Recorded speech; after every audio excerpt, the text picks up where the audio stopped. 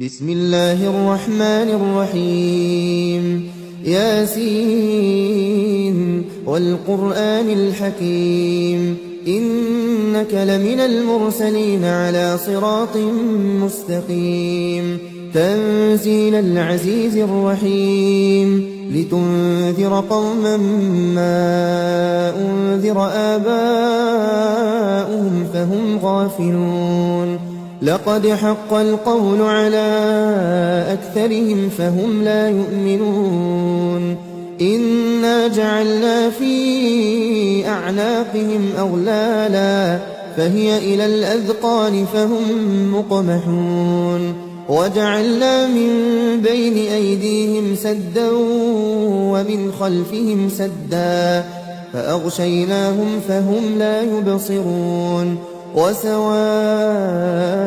عليهم أأنذرتهم أم لم تنذرهم لا يؤمنون إنما تنذر من اتبع الذكر وخشي الرحمن بالغيب فبشره بمغفرة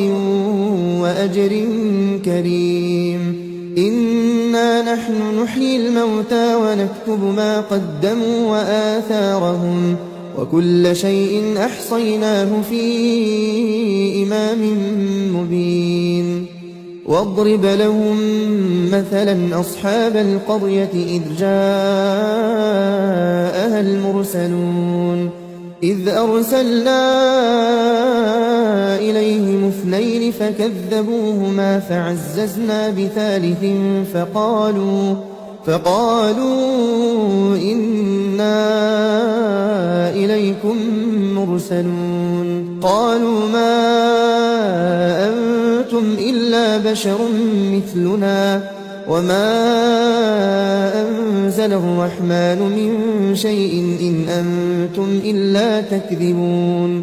قالوا ربنا يعلم إنا إليكم لمرسلون وما علينا إلا البلاغ المبين قالوا إنا تطيرنا بكم لئن لم تنتهوا لنرجمنكم وليمسنكم منا عذاب أليم قالوا طائركم معكم أئن ذكرتم بل أنتم قوم مسرفون وجاء من أقصى المدينة رجل يسعى قال يا قوم اتبعوا المرسلين اتبعوا من لا يسألكم أجرا وهم مهتدون وما لي لا أعبد الذي فطرني وإليه ترجعون أأتخذ من دونه آلهة إن يردني الرحمن بضر لا تغن عني شفاعتهم شيئا ولا ينقذون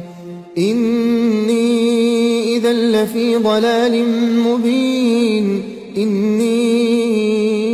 آمنت بربكم فاسمعون قيل ادخل الجنة قال يا ليت قومي يعلمون بما غفر لي ربي وجعلني من المكرمين وما